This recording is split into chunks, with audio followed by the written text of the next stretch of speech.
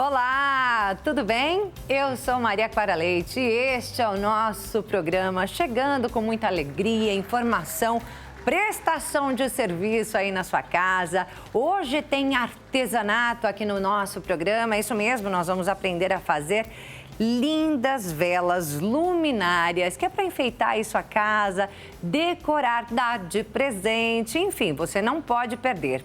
Também tem assunto sério hoje aqui no nosso programa. Vamos falar sobre o vício em apostas online, as chamadas bets.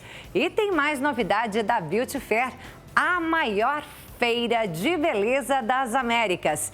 Tudo isso você acompanha a partir de agora aqui no nosso programa, que já está no ar.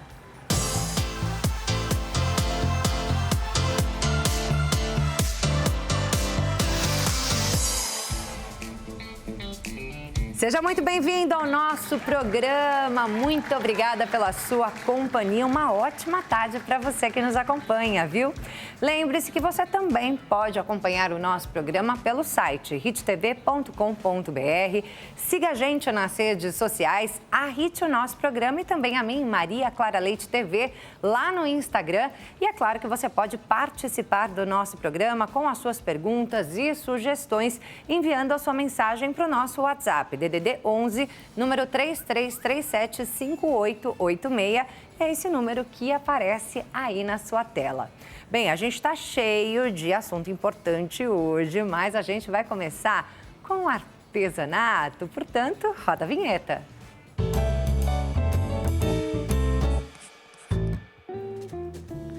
Aqui do meu lado já temos Rebeca Galhardo, artesã. Tudo bem? Tudo bem, Clara, e você? Tudo bem, bem-vinda novamente aqui ao nosso programa.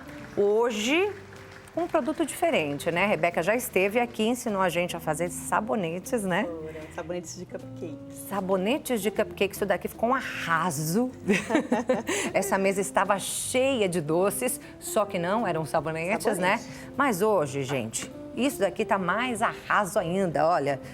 Temos aqui as velas luminárias, que Rebeca também faz, que Rebeca também produz, vende. E elas são lindas e também são cheirosas. São perfumadas. Não é? Muito. São super perfumadas. Mas ela falou que o que é perfumado é o refilzinho que tem aqui dentro, não é isso? Isso mesmo. A gente pode perfumar a casca da vela, só que o legal é você ter o refil de vários aromas. Então, quando você perfuma a casca, você tem um perfume só, o que predomina porque ele é maior. Tá. Mas você trocando o refil, você pode usar vários aromas, então você perfuma a casa aí um tempão com os refis. Nossa, e é muito cheiroso, né? É muito cheiroso. E aí dura muito mais tempo, né? Dura. Essa vela aqui fica... Você por cuidando anos, né? Muitos anos, porque ela só vai ser inutilizada se ela quebrar. Então, se você cuidar, colocar ela num lugar onde as crianças não consigam alcançar, animais, você vai ter essa vela, a cúpula luminária por muito tempo e os refis você vai trocando. Tô apaixonada por esse cheirinho. É frutas? Esses são frutas tropicais. Eu também amo, é uma delícia. Nossa, tô apaixonada pelo cheirinho. Vou colocar aqui de volta. E aí, gente, é claro que já é uma grande dica, né, para presente de Natal, não é isso? É uma dica muito grande para presente de Natal, porque você pode usar os enfeites natalinos. Essa daqui eu fiz verde para remeter ao Natal, essa daqui vermelha com as flores secas e os elementos mais secos que também remetem ao Natal. Você pode dar de presente, fazer para tua casa e fazer para vender, porque é um ótimo negócio. Todo mundo quer, tem muitas pessoas que não têm habilidades manuais, então elas querem comprar o produto. Exatamente, mas dá para aprender bastante, tem bastante tutoriais na internet, né? Rebeca sim. também ensina, né, Rebeca? Ensinando a fazer. E hoje você tem a oportunidade de aprender a fazer essas velas luminárias aqui no nosso programa. Portanto, preste muita atenção em todo o passo a passo que a Rebeca vai dar aqui. E se por acaso você quiser rever o nosso programa, você pode acessar lá o YouTube da Hit, Hit TV ao vivo. Acesse a playlist do nosso programa e você pode rever toda a nossa programação. Bora anotar então a lista de materiais? Pega aí papel e caneta para anotar tudo direitinho. Lista de materiais na tela, por favor. Olha lá, gente, vamos usar cera de soja, pedras naturais, flores e folhas secas, canela em paus, anis estrelado, óleo mineral E ainda tem a essência para velas, pavio, copo de vidro de 70 ml, mica, é isso mesmo? Isso mesmo. Esse daí já é o material de apoio? Não. Não, esse ainda é o material... A mica ainda é o material para fazer, né? Fazer isso. A lista de materiais aí para fazer a vela. Agora vem o material de apoio que você usa também para conseguir fazer o trabalho, que é o fogão elétrico, isso. A espátula de silicone, formas para vela de alumínio, tubo de acetato e panela esmaltada. Isso. Terminamos, então? Temos tudo já aqui na mesa. Depois, toda essa lista de material vai estar lá no nosso Instagram, @nossoprograma, tá? Então, se por acaso você não conseguiu anotar, calma. Só acessar lá, depois você consegue ver toda a lista certinha. Bora começar então, Rebeca? Bora começar. Ó, a gente vai pegar primeiro a forma. Essa forma que a gente usa é muito prática, ela é de alumínio, então você usa muitas vezes, você vai deixar guardado, sempre limpa, você vai ter por muito tempo. Tem formas de outros tipos de materiais? Tem formas de silicone também, para luminárias, mas eu prefiro, para esse tipo de luminária, usar a forma de alumínio. Porque ela é mais firme, é Ela isso? é mais firme e você consegue trabalhar melhor, então você consegue desenformar melhor e fazer os elementos sem que o silicone ele dá uma expandida. Então, para fazer a vela luminária, você vai ter que colocar como se fosse um calço em volta dela, para ela poder parar e não ficar aquela barriguinha na vela. Entendi. Se for de silicone, né, Se no for caso. de silicone. Essa não, já é mais firminha. Ela é firme, ela é dura, então não vai isso. acontecer. Ela vai ficar reta, como essas aqui que É importante falar fiz. isso, né? Porque às vezes a pessoa tem um outro tipo de molde em casa, outro tipo de forma, e aí ela fala assim, não, vou usar esse daqui mesmo. Mas corre esse risco. Corre esse risco. Então, essas formas, elas vêm geralmente com conjuntos de formas menores também desse cilindro, né, nesse tubo. E o primeiro passo aqui para a gente começar é usar o óleo mineral. A gente vai usar o óleo mineral para untar essa forma e ficar mais fácil de desenformar. Então, eu uso um pincel aí que eu inutilizei, de maquiagem mesmo. E você vai passar o óleo mineral no fundo da forma e nas laterais dela, aqui, ó. No fundo e nas laterais. Para que a parafina, a cera, nesse caso, que a gente está usando a cera de soja, ela desenforme. Ela tem uma retração, a cera de soja, mas é bom você colocar o óleo mineral, passar o óleo mineral aqui na extensão todinha dela, para poder desenformar melhor. Não ter o risco de ficar grudada. Mas não precisa muito não, né? Eu vi que você passou pouquinho. Eu passei, você vê que eu coloquei aqui dentro do meu tubo de óleo e ainda sequei, como se fosse passar o esmalte, ó. Sequei para usar. Tirou o excesso. Tirei ali, o excesso, né? Tirei bastante o excesso porque não precisa de muito, não. A minha cera de soja é essa aqui, lentilhada. Eu estou usando essa daqui, cera de soja Ecomix. Então, você encontra em vários lugares e ela também é mais fácil, você não precisa cortar. E a cera ela sustentável, usar. Isso, né? essa cera é uma cera melhor. Tem uma queima que não polui.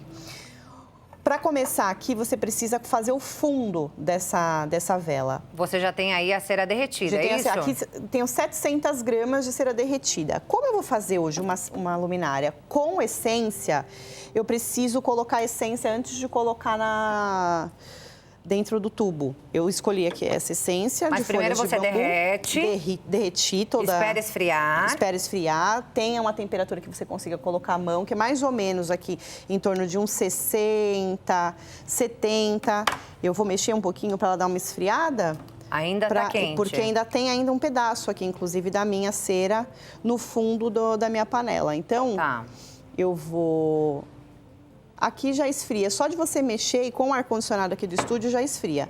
O que eu faço? É legal ter um termômetro, né, para ir medindo. 60 graus, você disse? 70 graus, 75 graus, você já pode colocar. Você vê que a minha cera ela não está totalmente derretida, ó. Então, ela tá líquida aqui, mas ela tá fria. Quando você tira ela do líquido, ela fica fria. Então, esse é um ponto muito bom para você fazer velas, para você não perder a queima a explosão do perfume quando você faz as velas. Então, aí você vai usar a vela da cor que ela é mesmo, natural, né? Da cor que a cera é. Mas se quisesse uma cera com uma corzinha? Você pode usar pigmento para velas. Ou Tá. líquido, hoje em dia tem pigmentos que são dissolvidos, porque geralmente os pigmentos para velas são em pó. Então, você primeiro precisa dissolver em óleo mineral esse pigmento Tá. e depois colocar, senão fica aquelas pelotinhas e aquelas nuances dentro da vela. A não E ser em que você momento queira. eu coloco esse pigmento? Quando agora. ela estiver, Seria assim, agora. derretida. Seria Tá. agora. Você pode também, o cuidado que você tem que tomar quando você for colocar essências na casca é a fotossensibilidade da essência.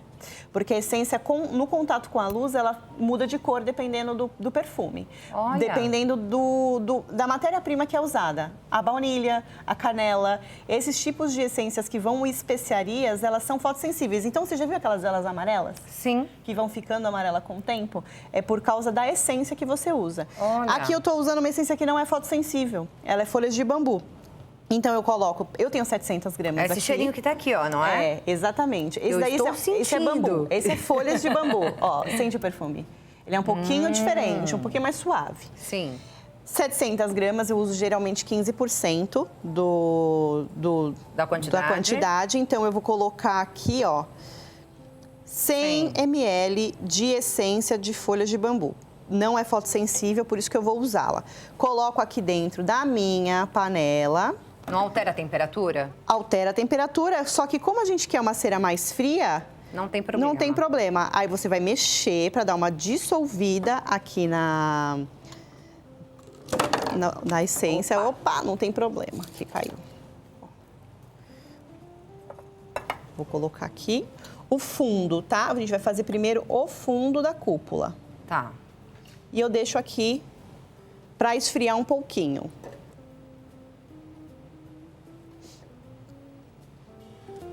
E aí você faz esse fundinho aqui e deixa esfriar um pouquinho quanto? Um pouquinho. Até eu conseguir colocar o meu tubo de acetato. E que ele fique ali paradinho, é isso? Ele fique firme, ele não precisa ficar em cima dele parado, porque eu preciso que ele fique uma marquinha para que eu consiga colocar a cera e ele aderir e fique uma coisa só, uniforme. Olha aqui, deixa eu mostrar para vocês a dessa vela. Ó. Tá vendo? Ficou uma coisa uniforme aqui dentro, ó. Não sei se vocês isso, mostra conseguem aqui pra ó. gente. Ficou uniforme. Ela não fica solta, ela não vai se soltar. Aqui, ó. Depois fica bem certinho, fica uma Isso. camada boa, nem tão grossa, nem tão fina, né? Fica uma camada boa, porque como ela é uma vela cúpula luminária, o que ela precisa? Iluminar. Quando você coloca essa vela aqui dentro, ela vai ter uma luz por dentro. Então, vai bater nas pedras, vai bater nas folhas, e quando você apaga a luz e deixa a vela acesa, você vê que tem uma iluminação interna na vela. Por isso que ela é uma vela luminária. Muito linda, por sinal. É, tá vendo que já tá secando aqui? Eu não posso virar, porque senão eu vou derrubar a cera aqui, ó. Tá vendo? Nesse ponto já tá ok, eu posso colocar meu tubo de acetato. Ela já não tá mais líquida, né? Isso. Ela tá meio molinha, Ela mas tá não meio molinha, mas líquida. não líquida. E eu uso o tubo de acetato porque ele é mais maleável. Então, como eu quero usar pedras, como eu quero usar uns elementos que vão um pouco empurrar, com o tubo de alumínio dentro dele eu não consigo. E depois para tirar é fácil também, Para tirar né? é super fácil, eu vou mostrar para vocês. Ó, eu vou colocar o meu tubo aqui. Bem no centro. Bem no centro, você olha, você pode tirar também essa parte de cima. E eu vou voltar com a parafina, com a cera, né? Ao redor. Ao redor do tubo. Não pode estar muito quente essa cera, porque senão eu derreto o tubo de plástico, porque ele é plástico, né? Então, eu vou colocar ela na temperatura... Mesma temperatura, 70 graus, mais ou menos. É, e vou colocar só mais um pouquinho, porque eu vou começar a decorar a minha luminária. É um passo a passo aí, passo é toda a uma passo. construção, né? Isso. Toda uma construção. Isso mesmo.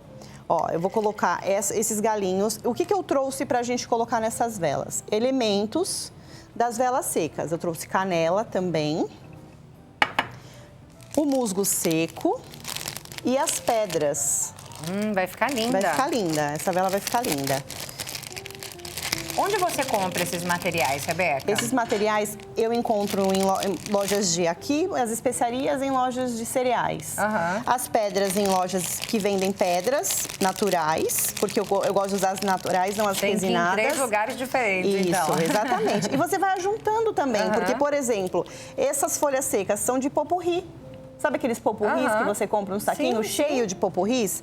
São de popurri cascalho, que você encontra em floricultura e também vem no popurri. Sim. Então, você pode separar esses elementos, comprar um pacote de popurri, separa eles para você visualizar ali o seu material, ver o que você vai fazer, o seu processo criativo e aí ir alimentando e colocando ali, separado. E de repente, Trigo. a pessoa tem ali em casa, né? Tem em ali casa. algumas plantas em casa, né? Já tem essas pedrinhas ali nas plantas. Já tem algumas coisas que dá para usar. Dá para usar. Pelo menos para fazer ali um experimento. Isso. Uma primeira vez fazer ali essa vela. Sabe primavera? As folhas das primaveras, se você cortar ela em alguma árvore que você vê na rua, cortou a primavera, deixou ela no sol, ela seca com a mesma cor. Olha. Então, ela mantém a cor, seca e não mancha a vela. Então, é super legal para fazer. Eu faço bastante com primavera. Já fica essa dica. Já fica a dica aí para vocês usarem a primavera também. Eu tô separando as pedras que eu vou usar aqui. E com esse material que você trouxe, dá para fazer várias velas, Dá para fazer né? muitas velas. Porque você compra um copinho com as pedras naturais, por exemplo. Você vai usar 4 pedras, no máximo 5 pedras. Quando você quiser fazer uma vela só de pedras, você usa todas. Mas se você comprar um copinho que vem, é um tubo como se fosse de suco.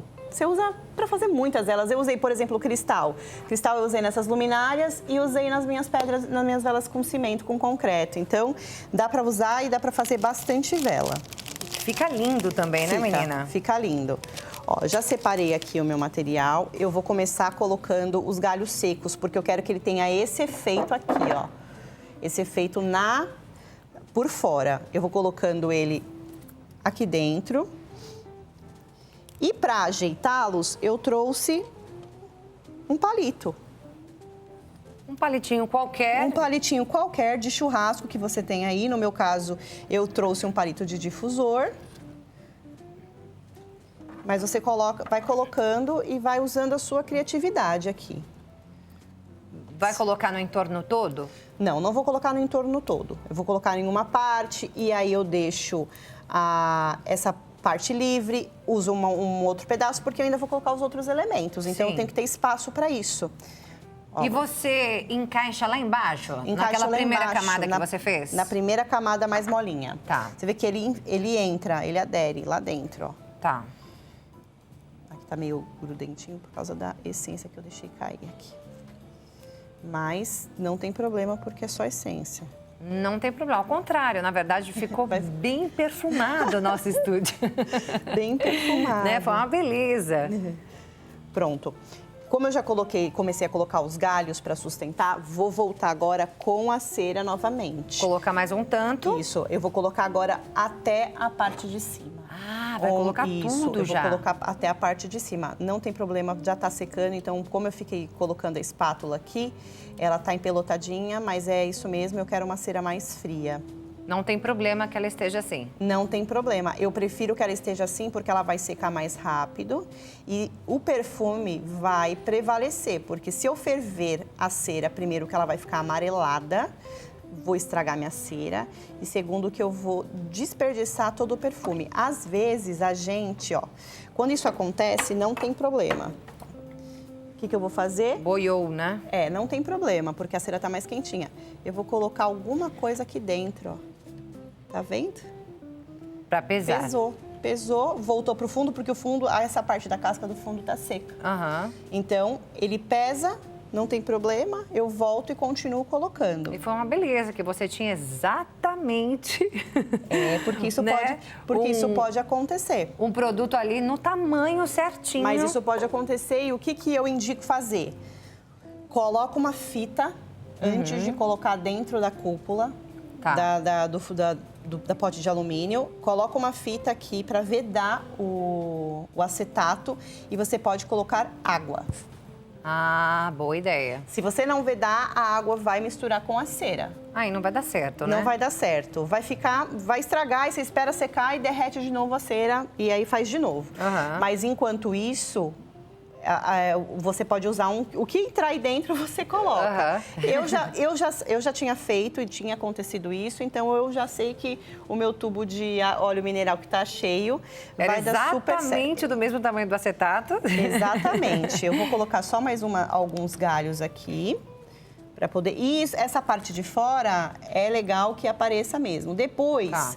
A gente vai dar o acabamento quando sair de dentro da forma. Mas aqui, por exemplo, a gente tem ele saindo mesmo. Essa é a ideia, né? Essa é a ideia, deles saírem, os elementos saírem para ficarem visíveis. E é legal que não precisa ser nada muito certinho, né? É essa irregularidade que faz a beleza da vela, né? Exatamente, porque é um produto artesanal. Os produtos artesanais, eles são assim, a beleza deles é a irregularidade, não tem uma fabricação em escala, né? E um produto como uma vela luminária, uma vela artesanal, é mais delicado. Eu faço muitas dessas velas personalizadas.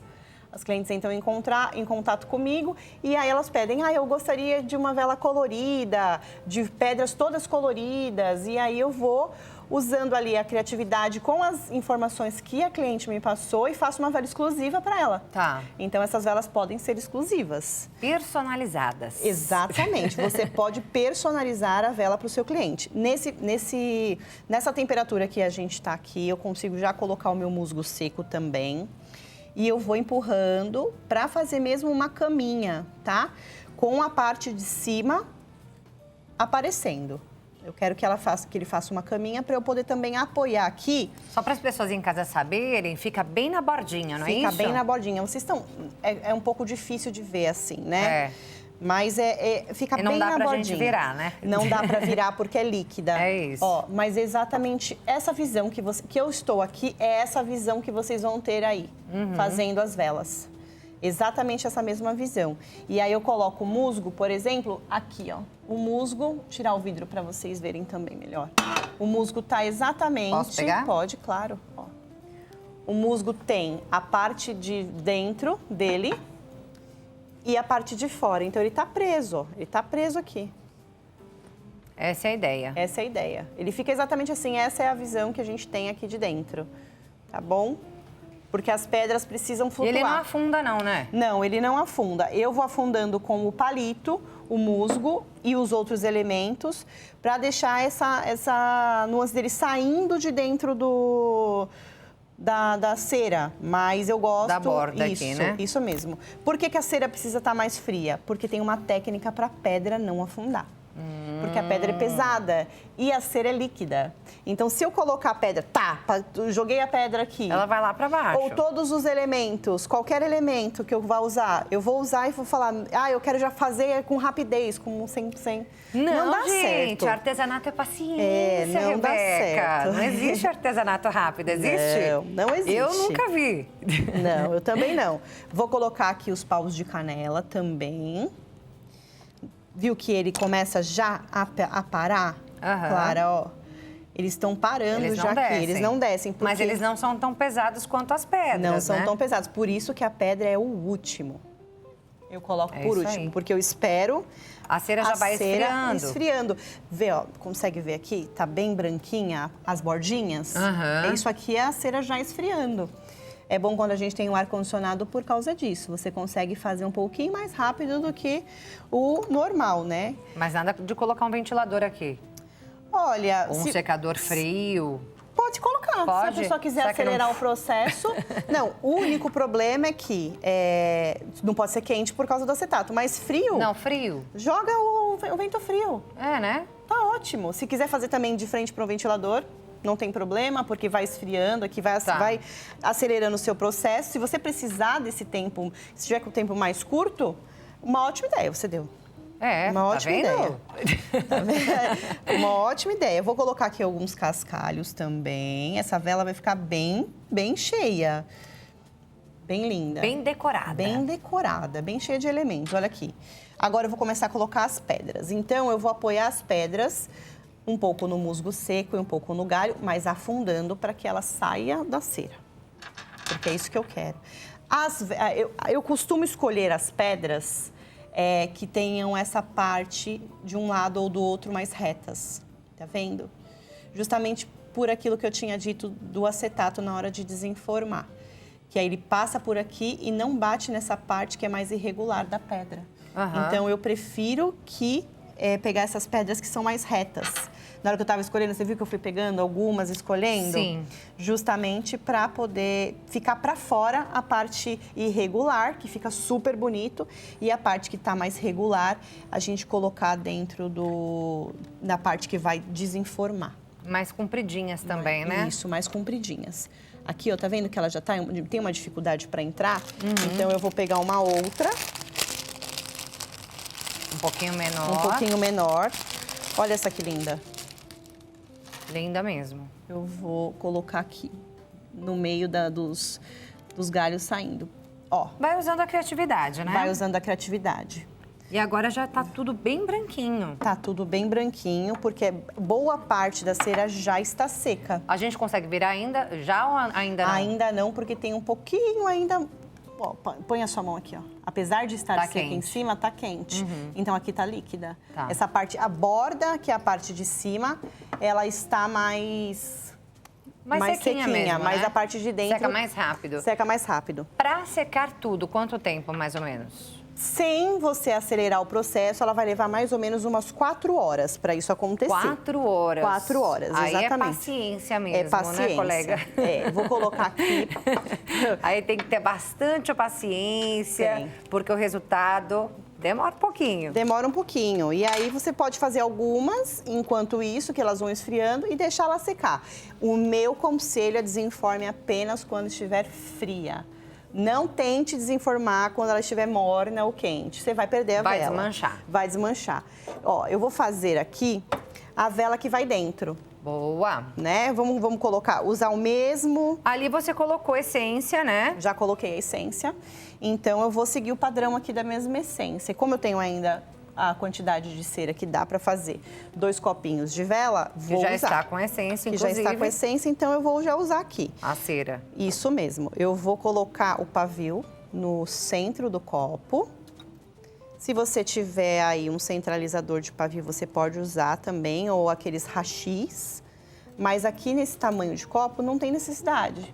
Não precisa ser muito certinho também, não, né? Não tem muita necessidade. O pavio de cera da vela, quanto mais no centro, melhor. Para que a vela queime por inteiro. Tá. Se você colocar muito no canto, num copo, o fogo vai aumentar. E você já viu aqueles copos que ficam pretos na borda? Sim. O pavio tá torto. Então, quanto mais no centro tiver, eu vou colocar aqui a cera, tá? Já colei o meu pavio. Ó, colei o meu pavio. Vou colocar a cera. Ela já tá mais fria. Essa também tem que esperar 4 horas para secar? Não, essa daqui seca em 20 minutos. Ah, aí sim. 4 horas é um tempo que é o correto de você esperar para que a luminária seque. Tá?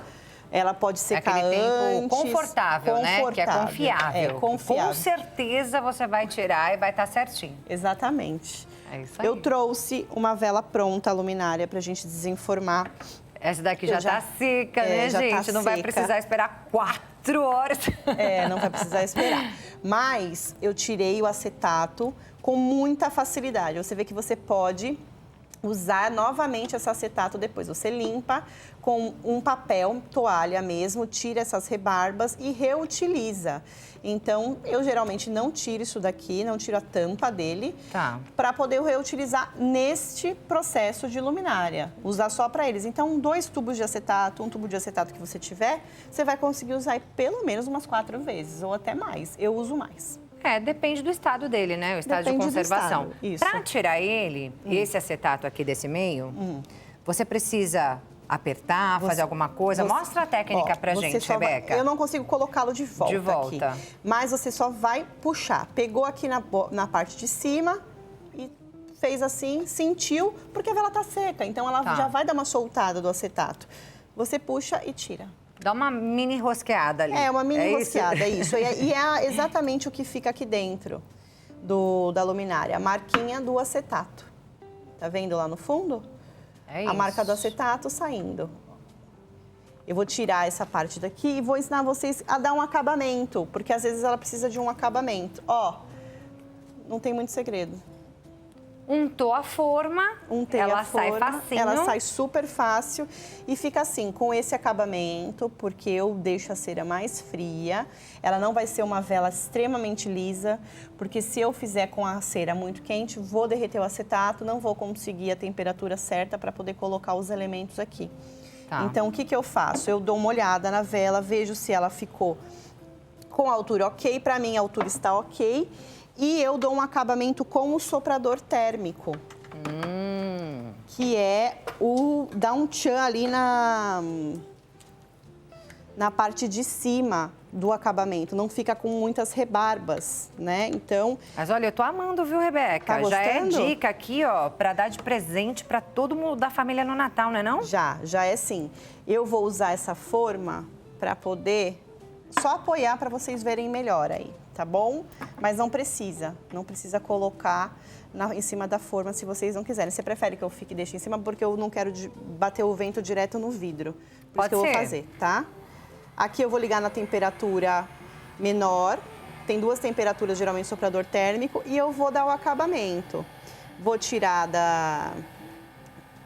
das pedras a cerinha que ficou e vou deixar ela mais, ó, menos pontuda. Tá vendo aqui? Ó. E aí tira essa cera aqui, vai derretendo. Vai Essa derretendo, é a ideia. Na verdade, você não precisa nem tirar, porque ela vai formando uma onda pra dentro, tá vendo? Que não fica nem a marca praticamente. E fica até bonito, né? E fica bonito. Então, eu vou fazendo jogando esse vento, né, com o soprador aos poucos, com paciência também, e vou fazendo esse acabamento. Se você quiser, muita paciência. Se você quiser, né, colocar... E rapidinho derrete, né? Se você quiser colocar mais algum elemento depois desse processo, você também consegue. Você derrete um pouquinho mais aqui, por dentro, sempre de dentro para fora, para que não escorra muito do lado de fora. E você coloca, ó. Quanto mais você derreter, mais ela vai... Fixar, entendeu? Então, você pode colocar alguns elementos. Pode colocar cravo, pode colocar pedrinhas menores, pode colocar o cascalho. E aí... Aqui a gente tinha, inclusive... O anis. O anis, é isso que eu estava caçando aqui na lista de materiais. E tem também agora para o Natal, as pinhas. Sim. As pinhas você não consegue colocar naquele processo, o primeiro processo. Você precisa fazer esse processo do acabamento para você colar a pinha na cera. Então, você consegue colocar por fora também. Aí já não tem mais espaço, né? Nessa daqui não tem mais espaço. Mas se tivesse era eu faria. Só fazer esse processo. Ó, um acabamento bem legal que também dá é a mica. Ah, vamos fazer brilhar. A mica, ela é um pozinho muito, muito fino. Quando você abre, você já vê ali o brilhinho acontecendo. Então, sempre tem que estar tampado. E comigo, vocês já viram que eu sou um pouco desastrada, eu sempre deixo longe de mim. Então, eu pego mais um pincel de maquiagem que foi inutilizado e passo aqui na mica, ó. Coloquei aqui, ponho na tampa para poder... tirar o excesso e vou passando principalmente nas flores secas, que às vezes elas nos dão... elementos, né? Não na vela. Isso, não na vela. E nessa vela aqui eu vou fazer igual eu fiz uma outra. Tá. Vou passar por fora a mica para ela poder brilhar mais, ó. Vou molhar, né, o meu pincel seco, molhar o pincel seco e vou passar por fora. Olha aqui. Vou fazer assim, ó. Eu acho que pela TV não dá pra ver, mas aqui eu tô vendo. Gente, fica brilhosa. Fica brilhosa, fica com acabamento. Fica linda. Fica linda. Como se estivesse pintando mesmo aí, né? Pintando a sua luminária. E aí ela também, quando você for acender, vai aparecer os brilhos, vão aparecer os brilhinhos da mica. Ó. Muito linda. Ficou linda. Maravilhosa. Ela fica com acabamento. E você vai dando o acabamento que você achar necessário. Eu queria dar uma dica também para poder embalar essa vela, né? Essa vela... Até porque estamos aqui falando sobre o quê? Sobre presente de Natal. Eu coloquei aqui... Eu vou tirar esse copo daqui. Pode deixar pra cá. Uma caixa que eu coloco essas luminárias. Essa caixa, ela abre. Tá. Então, eu trouxe ela para poder mostrar para vocês. É uma caixa que é surpresa, eles chamam de caixa surpresa. Tem a tampa dela aqui e você coloca, tem um berço, você coloca a sua vela dentro desse berço. E aí fecha. E você fecha e você vai dando o toquinho final, né? Que é usando aqui, ó. Pronto. Quando a pessoa receber esse presente, ela vai tirar da sacola e vai abrir a tampa. O que vai acontecer? Surpresa! Uhul! Fica lindo, não fica? Fica lindo, e amei aí, a caixa. Refil, você vai fazendo de vários aromas, eu entrego para o meu cliente um refil que vai dentro da vela e um refil para ele reutilizar depois. E aí, depois a pessoa vai comprando ali com você os outros refis. Deixa eu te fazer uma pergunta. Nessa vela que nós fizemos agora, você já colocou uma essência. Foi. E aí você fez os refis da mesma essência. Tem problema usar um refil de uma outra essência naquela vela que já tem uma essência dela, base? Não, não tem problema. Não tem problema. Vai não misturar vai um pouco. Não, ali porque o que vai sentir, aromas? o que você vai sentir na hora que tá queimando é da vela que tá queimando. Uhum. O da vela da luminária, ela vai permanecer. Você vai abrir a cúpula, você vai deixar no local, ele vai ficar perfumando no lavabo. Uhum. Agora, quando você acender essa daqui, você vai sentir o perfume. E aí você pode usar canela, frutas tropicais, que foi o caso dessa. Sim. Bambu, aí tem uma infinidade de perfumes que você pode escolher e colocar no teu catálogo aí de essências para vela. Essa eu amei demais. Mais uma dica, Rebeca, que você poderia dar para quem está em casa e gostaria de empreender nesse negócio? Começa fazendo a soma do que você precisa usar, não sai comprando tudo. Tá. Vou fazer velas, então compra materiais para velas. Faz a continha, vê o que vai dar, usa primeiro para você, entrega de presente para os seus parentes, para os seus amigos. Né? Foi exatamente o que eu fiz. Entrega de presente para os amigos, para os parentes, e eles mesmos vão começar a fazer o quê? Te pedir para presentear outras pessoas. Então, faz primeiro para o teu primeiro ciclo. Depois você expande para o teu segundo ciclo, porque vai dando certo, você vai criando uma credibilidade, também vai aprendendo. A maior dica é sempre estude. Sim. Nunca deixe de estudar. Assim como todas as coisas na vida, o artesanato também fica moderno.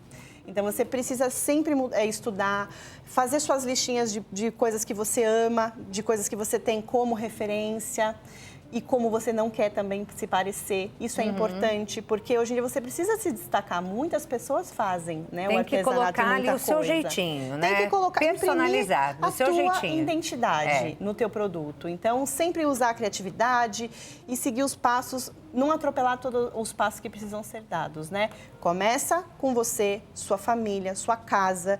Chega na tua casa, alguém já chegou na tua casa, que casa perfumada? Fui eu que fiz, não é? Sou eu que faço. A pessoa já vai, eu quero também. Você já começa a entender o teu público, começa a entender para quem você precisa e você quer vender e quem te cerca. E aí as coisas vão aumentando. É isso, as pessoas chegam na sua casa, na casa das pessoas para quem você deu de presente, exatamente. Não é? Porque aí você tem ali a sua família, aí você dá para uma prima sua. Aí alguém vai na casa da prima. Aí alguém chega na casa da prima, nossa, que delícia! Ah, foi minha prima que fez, foi. Não é? E aí a prima que você deu de presente vai querer, às vezes, presentear também alguém. Falar, nossa, eu quero um presente diferente. Não um presente, assim, tão óbvio. Vou pedir para minha prima que fez. Então, é exatamente assim que começa. Todo mundo que começa no artesanato e consegue aí expandir e ter uma frequência, uma constância no artesanato, começou assim, fazendo as coisas para si e para a família. Estuda da técnica. Isso. E estuda também um pouquinho de gestão? É também importante? É importante para poder saber ali gerenciar o dinheiro. E até precificar, né? Precificar, exatamente. Fazer a soma correta, porque às vezes você vai perder. Você está pagando para fazer o produto. Então é melhor você fazer as continhas direito, fazer a conta do que você tem, a tua matéria-prima, as horas que você usa. Tudo isso você aprende a fazer num curso mais de gestão. Eu acho que hoje em dia os cursos de artesanato também tem bastante essa parte de empreender de verdade, né? Então, assim, o básico você já sabe, você aprende no curso. Tem aqueles cursinhos do Sebrae também, tem. né? Que ajudam, cursinhos online, né? Que a pessoa já aprende bastante coisa ali e já consegue começar, Isso, né? e até vídeo no YouTube. Hoje em dia tem vídeo no YouTube de como precificar os seus produtos. Ali o básico. Agora, se você quiser se aprofundar, procura o Sebrae, procura pessoas que já trabalham no ramo. É importante que as pessoas que já trabalham vão te dar dicas, vão te falar, olha, o que faz assim, eu fiz assim, não deu muito certo. Escutar essas dicas também e pôr aí a mão na massa, porque é uma delícia. É uma delícia, mas, como vimos aqui, é um trabalho de muita paciência, de muita criatividade, de muito capricho. E você tem que se dar valor, não é isso? É verdade, você tem que valorizar o seu trabalho. Valorizar o seu trabalho. Dá pra gente ter uma noção de por quanto dá para vender uma vela dessas? Olha, isso depende um pouco das pedras que você usa. Tá. Se você for usar pedras naturais, falando de pedras naturais e dos elementos que você usa. Aprendendo a técnica, apresentando o trabalho numa caixa cartonada, luxuosa dessa, você consegue... Caixa surpresa. Uma caixa surpresa, exatamente. Você consegue ter um valor ali bem legal. Eu hoje vendo no meu ateliê essas velas a partir de R$290. Olha. Então, ela já vai com um refil, ela vai numa sacola, ela vai numa caixa, ela vai com um cartão, tanto de presente ou presente para si mesma, a pessoa que compra o que quer para ela mesma. Então, você consegue ter um bom lucro vendendo essas velas luminárias. É isso aí. Com muita paciência para fazer. Isso. Mas vale a pena, né? Vale a pena. Você está dando cursos? Eu sim, estou dando cursos lá no meu ateliê presencial e também vai começar o curso online. Vou te deixar um espaço para falar sobre isso. Já vou te agradecer, Muito Rebeca. Muito obrigada. Mais uma vez por ter vindo ensinar esse trabalho lindo aqui pra gente, para quem está em casa. Como eu disse, se você quiser rever esse programa, ver novamente cada detalhe da técnica, entra lá no YouTube, Hit TV ao vivo, na playlist do nosso programa. Lá no Instagram você tem também toda a lista de materiais e eu vou deixar também os contatos aqui da Rebeca. A gente tem Rebeca Galhardo, artesã, mas o Insta é o @Cadô Brasil, é assim que fala, né? Isso, Cadô Brasil. Cadô Brasil, como está aparecendo aí na sua tela, Exatamente. Cadê-Aux. Isso. Isso Mas mesmo. é Cadô Brasil que fala, não é isso? É. E eu deixo esse espaço para você falar do seu curso, tá bom? Tá bom. Obrigada, viu? Obrigada Até a a você, próxima. Clara. Bom, vocês podem me procurar lá no Instagram, @CadôBrasil, e entrar no Liquid Tree, que fica na bio, para entrar em contato comigo e com o pessoal que trabalha comigo lá na parte comercial. Os meus cursos presenciais esse ano estão em novembro, nos finais de semana. Então, fica aqui meu convite para você ir lá aprender comigo e visitar meu ateliê boutique para você ter uma experiência Cadô. É isso aí. Agora a gente vai a um breve intervalo, mas já já nós voltamos com muito mais aqui no nosso programa. Continue com a gente.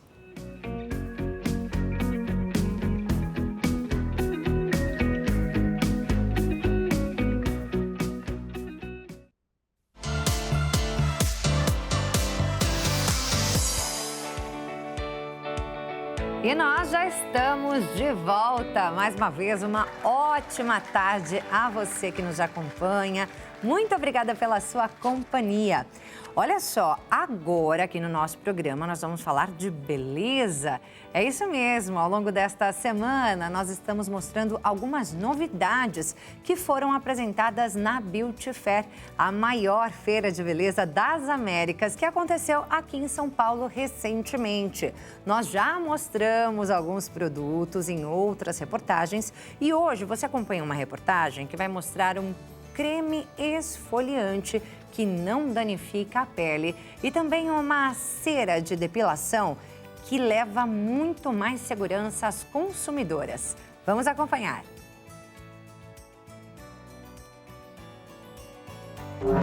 Esfoliar a pele é muito importante para mantê-la hidratada, saudável, mas a ideia é não agredir, né? Aqui do meu lado está a Gláucia Rota, que é gerente de marketing de uma marca de beleza, e ela trouxe aqui para a Beauty Fair um esfoliante que é diferente, né? Ele foi pensado justamente para não agredir a pele, não é isso, Gláucia? Exatamente. O nosso produto ele não foi pensado apenas para não agredir a pele, mas também para não agredir o meio ambiente. É muito legal porque, assim, todos os esfoliantes no mercado nacional, especialmente os coloridos, eles carregam uma carga muito alta de corantes. Então, a Rave, que é uma marca clean beauty, que busca fórmulas inteligentes, sustentáveis, né? Que é essa beleza limpa. É uma marca vegana, livre de parabenos, petrolatos. Nós pensamos em, por que não inovar, trazer um esfoliante lúdico, divertido, com uma fragrância explosiva, mas ao mesmo tempo que não é agressora, né? Diríamos assim, e livre de corante. Então, esse é o resultado aqui. Mostra pra gente, abre um aqui pra gente, Gláucia. Vou mostrar aqui. Uma pena vocês não poderem sentir o cheirinho, né? Mas eu posso. Olha isso daqui, gente. Essa cor, ela vem dos extratos das plantas. Então, a gente utiliza na nossa linha o extrato de beterraba, de batata roxa e de hibisco, que além de ter a função do ativo cosmético, ele também colore. Gente, é uma delícia isso daqui. Cheirinho de morango, tem de melancia, o roxinho é de amora. De amora, isso. Maravilhoso. Maravilhoso, e ele garante uma esfoliação segura. E o que é mais importante... Sem agressão. Sem agressão, porque esfoliar a pele faz muito bem. É necessário, porque a nossa pele precisa dessa remoção das células mortas para os produtos poderem agir melhor. E é um esfoliante para o corpo e para a face. Corpo e face. Por ele não ter petrolato, ele é super seguro para o rosto, porque ele não tem óleo mineral, que o óleo mineral geralmente acaba deixando a pele oleosa mais oleosa. E a gente sabe que a mulher brasileira tende a ter essa pele mais oleosa, né? Até por causa do nosso clima, né? E aí, se usa quantas vezes por semana? Qual é a ideia? Qual é a indicação? Vamos lá. Os esfoliantes, gente, corporais, o ideal são 2 vezes na semana. Já para face, 1 vez já é o suficiente. Tem mais uma novidade aqui, né? Conta pra gente. Já é uma novidade, gente, da área de depilação. Isso mesmo. A Depilbela, né, que é uma marca do nosso grupo, ela é líder e a gente tem por foco trabalhar as depiladoras que são as profissionais, gente. É muito importante ir num centro de depilação seguro. E por que a gente desenvolveu esse produto? Além de ter também o viés sustentável, né, porque eu utilizo menos material para poder fornecer esse produto, eu utilizo menos material plástico, eu produzo em menos tempo, então ele é altamente sustentável, a questão da cadeia produtiva, eu garanto que aquele espaço não está reciclando a cera. Porque geralmente a cera quente, infelizmente no Brasil, muitas profissionais fazem um crime, né? Porque é um crime. Exatamente, porque está ali levando a possibilidade de transmitir uma doença, né? De uma pessoa para outra. Exatamente. E a fórmula em bolinhas dá segurança para cliente, que é uma cera de fábrica, né? Uma cera segura e melhora também na velocidade da depiladora do trabalho, porque derrete mais rápido. Exatamente. E é essa que dá para derreter até no micro-ondas? Dá sim. Então, para quem trabalha com isso, já otimiza o trabalho, né? E para aquelas pessoas que utilizam desse serviço, tem essa certeza de que está fazendo uma depilação com segurança, sem risco nenhum. Isso mesmo, é exatamente isso.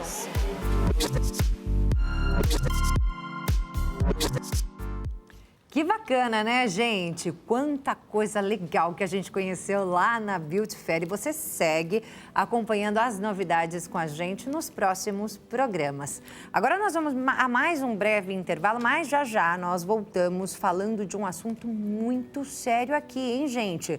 Vamos falar do vício em jogos online. Um problema de saúde pública que já está se tornando aí uma epidemia aqui no nosso país.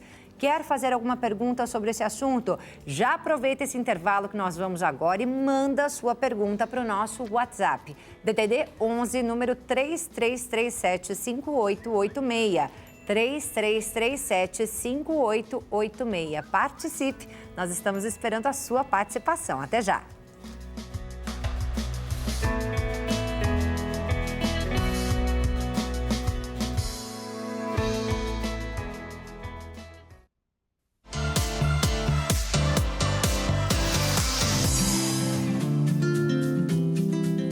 Já estamos de volta com o nosso programa. Ótima tarde para você que está ligando sua TV agora. Aqui no nosso programa já tivemos muitas coisas bacanas. Aqui tivemos artesanato, tivemos novidades da Beauty Fair, novidades do mundo da beleza. Só que agora a gente chega para falar de um assunto mais sério. Vamos falar das apostas online, que tem aí dominado a mente de muita gente. É isso mesmo, muita gente que está viciada nos jogos online. Vamos falar sobre esse assunto com o doutor Igor Kizovny, que é psiquiatra. Muito bem-vindo mais uma vez ao nosso programa. É um prazer estar aqui e trazendo esse tema tão relevante, né? E que tem chamado a atenção, mais atenção ultimamente, né? Inclusive o governo tem tomado algumas atitudes aí para tirar, né, do ar aí algumas empresas de aposta, mas ainda tem muitas, né, doutor? Então ainda é preocupante. Ainda é bem preocupante. Eles estão tentando criar alguns sistemas a mais de dificuldade, né, para trazer um pouco mais de dificuldade ao acesso desse usuário a essas plataformas, mas mesmo assim é muito difícil conter os avanços desse tipo de tecnologia, de facilidade que se tem em apostar e os circuitos compulsivos e de dependência que são criados já nos primeiros usos, tá, das plataformas.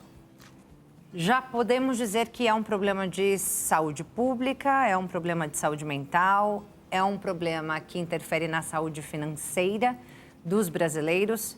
Dá para dizer que vivemos uma epidemia de vício em jogos? Podemos dizer, se a gente falasse isso há um ano e meio atrás, a gente não teria esse perfil de dependência, muito menos com o número alarmante que a gente tem levantado e tem visto, né? E a gente comenta que assim, a saúde mental, ela traz uma reverberação, ela traz um efeito e consequências muito complicados, porque mexe na dinâmica da família. Então, o problema não é só a ansiedade que é gerada, o mal-estar, a angústia, a culpa desse indivíduo que começa a aplicar, a gastar, a apostar dinheiro nessas plataformas, mas também toda a dinâmica familiar que fica rompida, porque o familiar ele passa a não acreditar, ele começa a desviar valores que seriam importantes dentro daquela renda familiar para essas apostas. Então, as financeiras também começam a entrar na jogada, porque daí esse indivíduo ele começa a fazer empréstimos, porque os recursos, na maioria das vezes, são escoados para essas apostas. Então, você imagina todo o caos que é criado em torno desse tipo de comportamento. Exatamente, né? Um problema ali familiar mesmo, né? Que se faz, que se cria ali dentro daquela casa, né? E tem um perfil, né? Desse apostador que já está no vício, né? Vou trazer aqui alguns números, gente, que são bem interessantes e números que, para mim, assustam, doutor. Então, a gente tem a informação seguinte, né? Pesquisas mostram que até o final deste ano aqui de 2024, o mercado de apostas deve movimentar entre 90 e 130 bilhões de reais. Isso só aqui no Brasil. É muito dinheiro, ou seja, a impressão que me dá aqui é que está todo mundo jogando. Nem todo mundo está viciado, mas a impressão que me dá é que a maior parte do país joga. Se não a maior parte do país, pelo menos uma população, uma parte, uma fatia da população, sim, que são os mais jovens. Uma outra pesquisa mostra que 70% dos universitários brasileiros apostam regularmente e 42% deles relataram que já enfrentam dificuldades financeiras justamente por causa dessas apostas online. E o pior, né? Como se não bastasse tudo isso, o Banco Central mostrou que os beneficiários do Bolsa Família enviaram 3 bilhões de reais via Pix, só esse ano aqui, para empresas de apostas virtuais. Um valor que é destinado a essas famílias justamente para o sustento das famílias e que foi enviado para as apostas. A que ponto chegamos, doutor? Você viu, a gente está tirando o recurso de um local que é primordial, que é uma necessidade básica, e colocando dentro de na tentativa de controlar um pouco mais essas plataformas que invadiram o Brasil, né? A realidade o perfil começou a mudar, como essa pesquisa realmente, a gente percebe isso no nosso dia a dia, no consultório. Então, os jovens, eles estão acometidos, sim, por essa condição.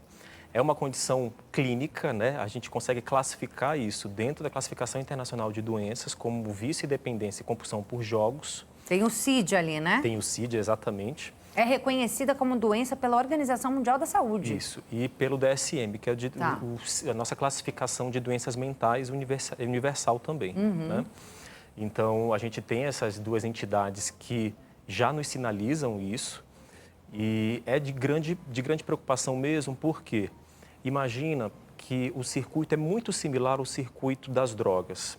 A dependência, os circuitos cerebrais de compulsão que são ligados e reativados de forma contínua ao estímulo que é oferecido, muito similar ao uso de drogas. É comum a gente ouvir, não, vai começar a usar droga, mas não vai se ficar dependente. Uma hora consegue se livrar. A gente precisa transferir esse mesmo discurso e análise para os jogos de aposta. A pessoa ela acha que ela tem um controle. Desses 70% que apostam, possivelmente, a gente vai ter um avanço muito maior dos indivíduos que estão acometidos, que 42%, segundo a pesquisa, já sinalizam um problema... Dificuldades financeiras. De dificuldades financeiras. Então, a gente não tem controle assim, por quê? Essa plataforma ela é criada justamente para criar esse vínculo de dependência. São respostas muito rápidas e o consumo dopaminérgico é muito acelerado. Então, a sensação de vazio é uma constante quando as apostas são iniciadas e as roletas elas começam ali a funcionar. A sensação de vazio faz com que a gente tenha a necessidade de buscar aquele mesmo recurso para tentar aliviar aquela angústia e aquele mal-estar que é gerado. Muito em relação à culpa, porque nas primeiras apostas o indivíduo ele começa a se culpar e ele percebe o quanto isso, na verdade ele não percebe o quanto que a culpa faz ele buscar novamente a plataforma. E a gente entra num circuito desenfreado, porque ele vai perdendo dinheiro, vai escoando recursos financeiros para aquilo e ele passa a acreditar que numa próxima aposta ele vai conseguir resgatar todos os recursos de novo, cara, imagina. E aí ele não consegue, e curioso, e de falas que eu tenho na linha de frente mesmo dessa questão. Não, doutor, quando eu conseguir tantos reais, eu paro.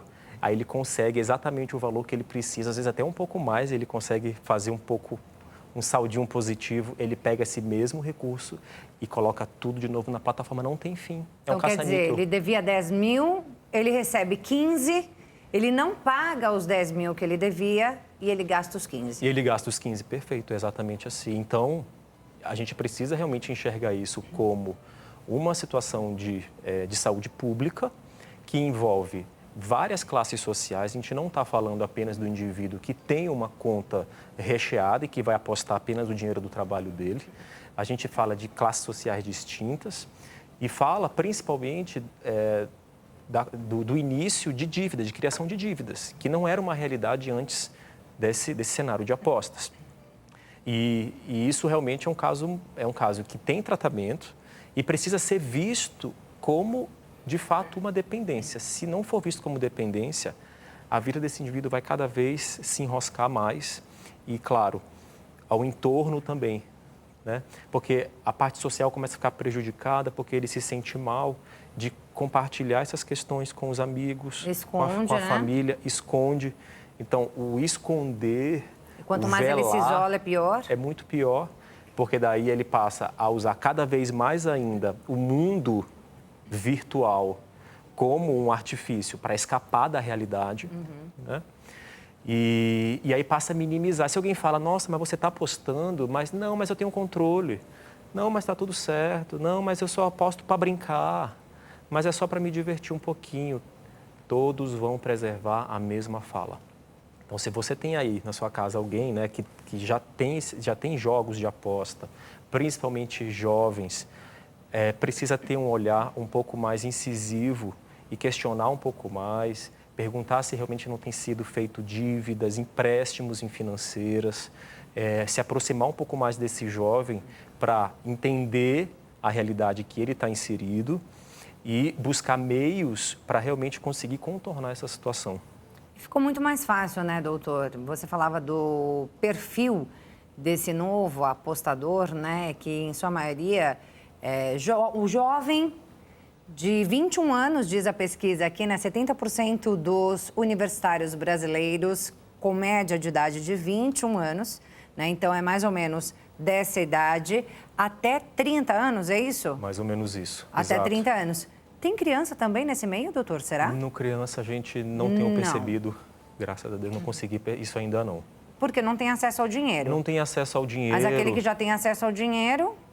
Aquele que tem acesso ao dinheiro ou aquele que já tem um CPF, que consegue fazer um empréstimo em alguma financeira, aí esse já está em risco bem elevado. Já está em risco, né? E aí antes a gente tinha vício, sempre existiu vício em jogos, né? Sempre existiu. Há muitos anos existe vício em jogos. Mas era aquele viciado que tinha que ir até algum lugar para fazer uma aposta, né? Não estava aqui na palma da mão dele. E esse é o grande problema, essa facilidade, não é isso? É exatamente isso. O perfil mudou. Se a gente falasse de compulsão por jogos e dependência por jogos alguns anos atrás, era exatamente esse perfil dos bingos, de apostas, às vezes em cassino, né? Que no Brasil a gente não tem, mas em cassinos, em viagens. Era um perfil bem mais restrito e bem isolado em algumas faixas etárias mais para frente, né? Em torno de 60, 65 anos, mais ou menos. Esse perfil mudou. E aquele indivíduo que vai apostar num cassino, por exemplo, ele tem muito mais facilidade para lidar com os impulsos que são gerados dentro daquele ambiente, porque ele já leva um dinheiro reservado para aquilo, ele já consegue ter um pouco mais de domínio diante desse tipo de aposta. Já no celular, nos jogos de aposta de jogo virtual, não tem o mínimo controle, a gente não consegue interromper quando o processo já é iniciado. Então, a gente precisa criar um comportamento diferente, distanciar esse indivíduo dessas plataformas para que realmente não tenha acesso. Porque uma vez tendo acesso, a plataforma é um sistema de inteligência absurdo. E ele é criado para que a gente não tenha tempo para pensar. Eles precisam da nossa faísca, do nosso impulso. Então, é o nosso impulso que vai fazer com que a gente continue no mesmo circuito. É bastante complicado. E você falava, né, de hormônios que são liberados, né, que são liberados no momento em que está ali jogando. É porque muda realmente o cérebro da pessoa na hora que ela se vicia ali naquilo. É como se fosse um vício em drogas mesmo. Tem até abstinência? Exatamente. Tem abstinência, muda os circuitos cerebrais. A pessoa passa a defender o jogo como defende as drogas. Passa a acreditar que aquele jogo não é tão importante, minimiza os danos, minimiza os efeitos e tem abstinência, tem irritabilidade, tem mal-estar, tem angústia e a gente considera praticamente a mesma coisa, exatamente. Então, quer dizer, a pessoa pode até ficar numa depressão ali quando ela não tem acesso àquele jogo. Até que não tem acesso e em alguns casos a gente precisa de internação também. Existem internações em clínicas especializadas em saúde mental que fazem todo o trabalho comportamental para esses indivíduos que a gente não conseguiu, a nível domiciliar, conduzir um trabalho psicoterapêutico e medicamentoso para tirar ele daquela realidade. Doutor, vamos falar um pouquinho do tratamento, então. Você disse que tem tratamento, tem pessoas que precisam ser internadas em clínicas de recuperação, mas num nível mais extremo. Exatamente. Quando a pessoa chega no seu consultório, por exemplo, até eu queria perguntar antes, tem uma ideia de aumento de pessoas viciadas em jogos dentro do seu consultório? Dentro do meu consultório, sim. Quanto, mais ou menos? Só para a gente ter uma ideia. Na verdade, quase 100%, porque a gente não tinha isso. Não existia. Não existia. E agora? Então, agora tornou-se muito comum. De todos os seus pacientes, 100% dos seus pacientes, quantos por cento são vício em jogo? Só para a gente ter uma ideia. Jogo, é porque tem muita condição clínica. Muitas condições. Mas hoje seria em torno de uns 15%. É muita gente, o que é muita né? coisa. É muita gente. E aí chega lá, como é que é feito o tratamento? Inicialmente vai na terapia, depois vai seguindo para medicamentoso? A gente vai fazer uma varredura para entender que momento esse jogo ele entra com mais, que momento esse indivíduo ele busca o jogo com mais afinco, com mais necessidade. A gente começa a dessensibilizar Como é que é isso? A gente tira esses... E aí, o próprio paciente, dependendo da idade, ele também pode fazer esse trabalho sozinho, quando ele entende que ele, de fato, está passando por um problema. Senão, a gente precisa de apoio familiar, que é fundamental. Então, realmente, é tirar o acesso aos jogos. Não tem como ser meio jogo, um pouquinho de jogo, uma parcela de jogo. Não dá. 100% sem jogo. E aí, ver como que esse indivíduo ele vai conseguir lidar com as angústias e abstinências ao retirar esse circuito. Quem já faz atividade física, quem já tem um sono mais regular, a gente já consegue criar mais circuitos dopaminérgicos através dessas atividades. Buscar outras alternativas de prazer, é isso? Exatamente, exatamente. Quando não, a gente tem medicações também com biossegurança que vão reduzir a angústia, reduzir a ansiedade, desligar, neutralizar um pouco mais os circuitos cerebrais de compulsão, para que ele possa ganhar um pouco mais de tempo quando ele tiver o desejo pelo jogo e ele conseguir aplicar condutas terapêuticas e comportamentais para não acessar aquele jogo. Ele vai precisar se convencer de que aquele jogo, de fato, traz um prejuízo muito grande para ele. Então, a maioria dos tratamentos são feitos nesse modelo, né? Quando eu citei internação psiquiátrica, é uma situação realmente extrema, e quando o indivíduo ele não reconhece, ele começa a afetar a vida de outros, começa a pegar dinheiro do pai, dinheiro da mãe, e aí não aceita o tratamento, não aceita que a família também ofereça esse apoio e suporte, mas é um caso realmente extremo. Doutor, nós recebemos algumas perguntas aqui de WhatsApp, eu vou pedir para colocar na tela a primeira, por favor. Vamos tentar responder mais rapidamente para ver se a gente consegue responder pelo menos umas 3. Olá, sou viciado em jogos de azar, é um amigo, né? Ele não se identificou. Cheguei em um ponto em que o dinheiro não tem mais valor para mim. O dinheiro é apenas um mero número necessário para jogar mais. Se eu ganho no jogo, eu apenas uso o dinheiro para jogar mais. Me sinto um lixo e tenho vergonha de admitir meu vício para minha família. Quero fazer algum tratamento para me livrar do vício, mas tenho medo que alguém descubra. Seria possível fazer um tratamento online? E aí, doutor? Super possível fazer um tratamento online. Que bom que você conseguiu compartilhar isso aqui com a gente. Aproveita essa própria condição que você se abriu aqui, que você encarou, para realmente seguir com isso, tá bom? Cuida disso enquanto você consegue direcionar com mais facilidade e menos consequências. É isso aí, busca que encontra, né? Isso. Vamos a mais uma pergunta, ainda dá tempo de responder mais uma.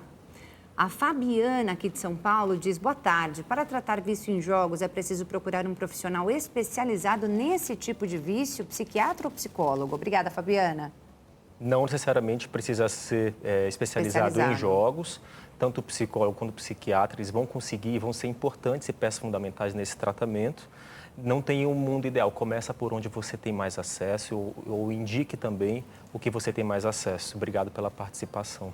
É isso. Acho que não dá tempo de responder mais uma, dá? Dá tempo? Vamos colocar mais uma na tela. O Kleber Ferreira diz: olá, o vício em jogos de azar pode ser sintoma de alguma outra doença psiquiátrica? Obrigada, Kleber. Kleber, obrigado. Pode ser, na verdade, um sintoma de ansiedade mesmo. Assim, o indivíduo ele passa por tanta ansiedade, ele precisa de uma descarga tão rápida de adrenalina e de dopamina que ele busca o jogo e aí, a partir disso, pode criar um efeito de dependência. Tá bom? Obrigado.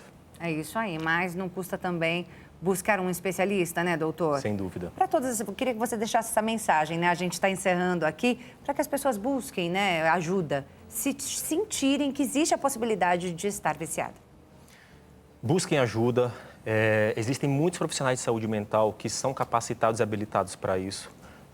Os jovens, conversem com seus pais. Os pais também se aproximem mais dos jovens que vocês têm dentro de casa, para começar a colocar esse assunto mais na mesa e entender a profundidade, o grau, enfim, e tentar direcionar isso da maneira mais fácil possível e com menos consequências. Essa é a grande ideia. E aquilo que você falou, né? A maioria vai tentar esconder. Como é que os pais podem ficar atentos e pegar ali um sinal que o filho possa estar viciado em jogos? O comportamento pode mudar, ele pode ficar mais irritado do que a gente já espera para o adolescente.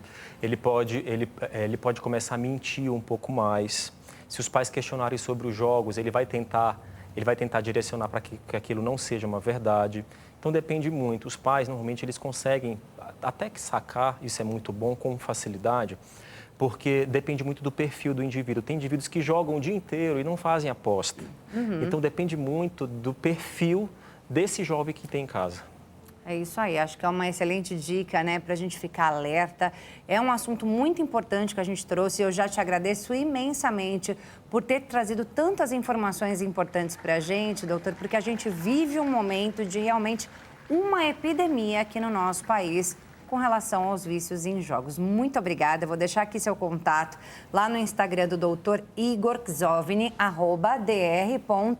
@dr.igor com Y, Czovny, Czovny. Difícil o nome, doutor. Difícil, viu?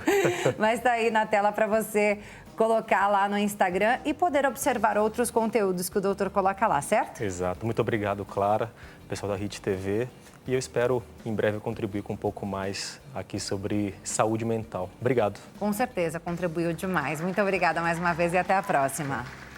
Bem, a você que participou do nosso programa, muito obrigada pela sua participação. Se nós não conseguimos responder a sua pergunta, peço perdão, mas acho que as informações que o doutor trouxe dá para suprir aí, né? Mais ou menos. Muito obrigada, viu, por ter participado. Obrigada a você que acompanhou o nosso programa até aqui. Muito obrigada pela sua companhia. Uma ótima tarde para você. Beijo grande e até a próxima.